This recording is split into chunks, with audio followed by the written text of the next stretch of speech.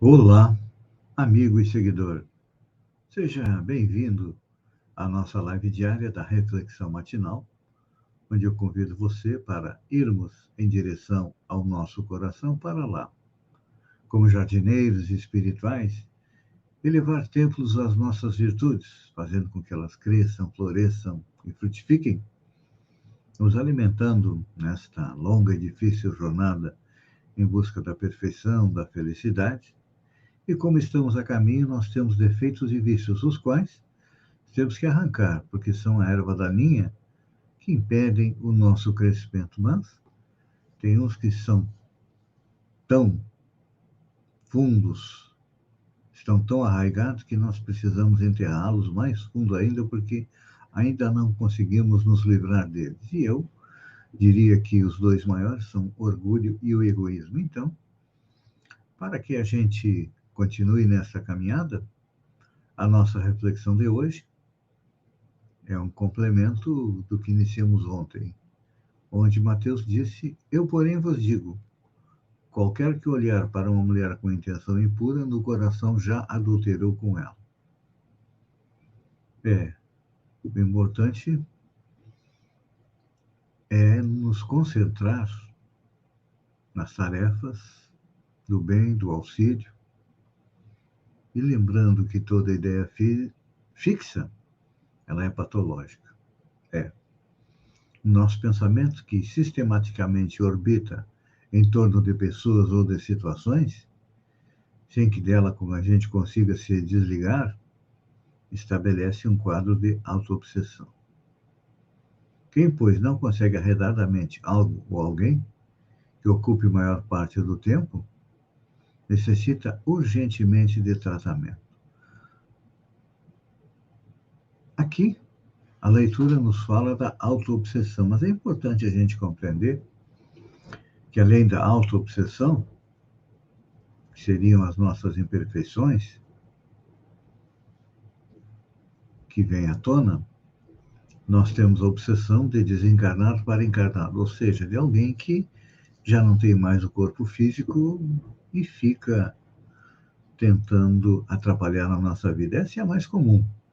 É a principal causa que leva as pessoas ao centro espírita. Mas também temos o inverso, que é a obsessão de encarnado para desencarnado.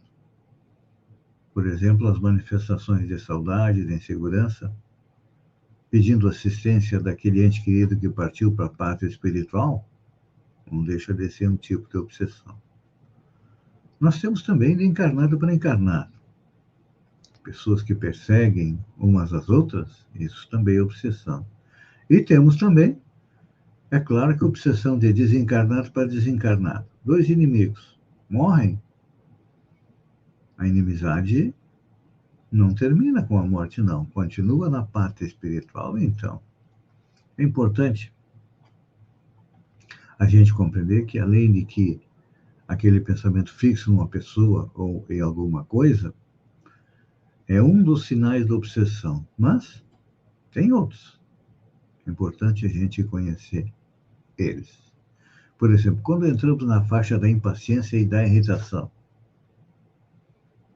todos nós temos um pouco disso durante o nosso dia. E quando isso começa a acontecer mais a miúde, nós temos que abrir o olho.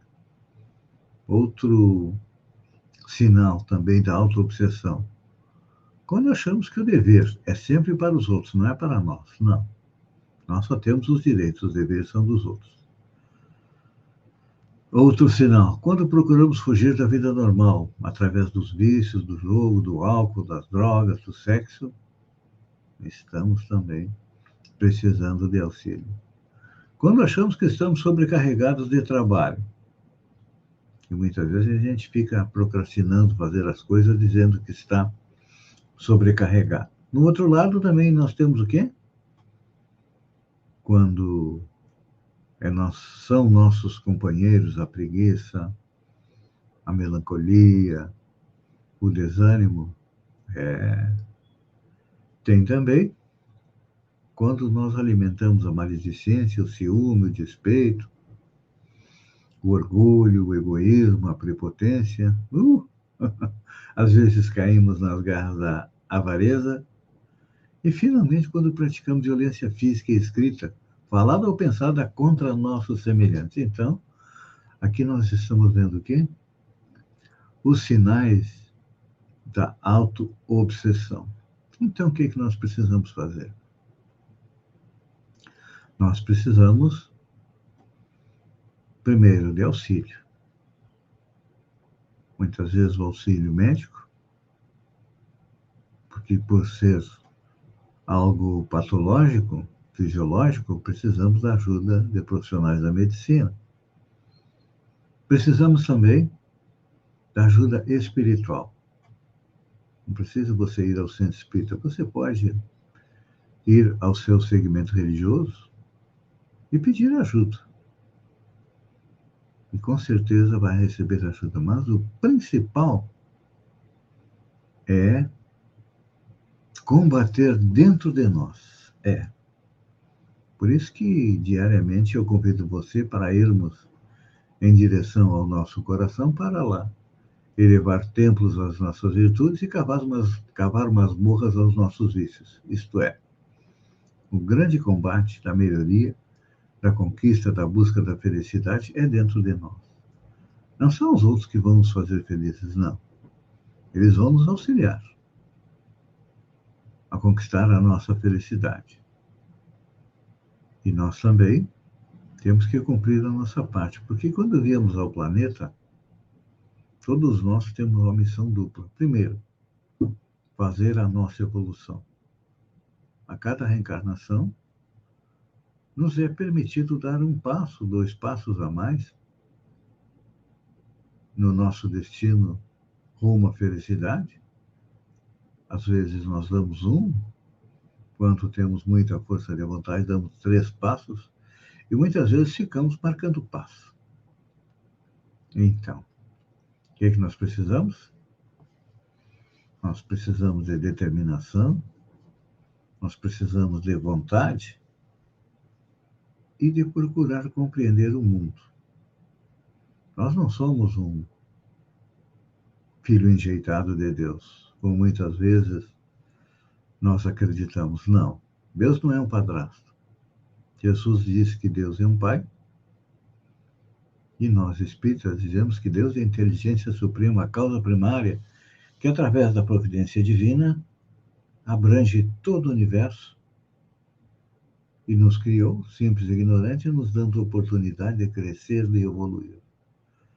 E ninguém cresce, ninguém evolui sem passar pelas provas, pelas dificuldades. Por isso que nós estamos aqui, no mundo de provas e expiação, tentando passar de ano, como na escola. Só que passar de ano no mundo de provas e expiação significa aumentar as nossas qualidades, as nossas virtudes. E é claro que diminuir nossos vícios e defeitos. Então, escolha uma virtude para trabalhar neste dia de hoje. Modéstia, resignação, generosidade, tolerância, companheirismo. Você decide o que quer trabalhar dentro de você para dar mais um passo na direção da felicidade. Pense nisso, amigo e seguidor. Enquanto eu agradeço a você por ter estado comigo durante esses minutos, fiquem com Deus e até amanhã, no amanhecer, com mais uma reflexão matinal. Um beijo no coração e até lá, então.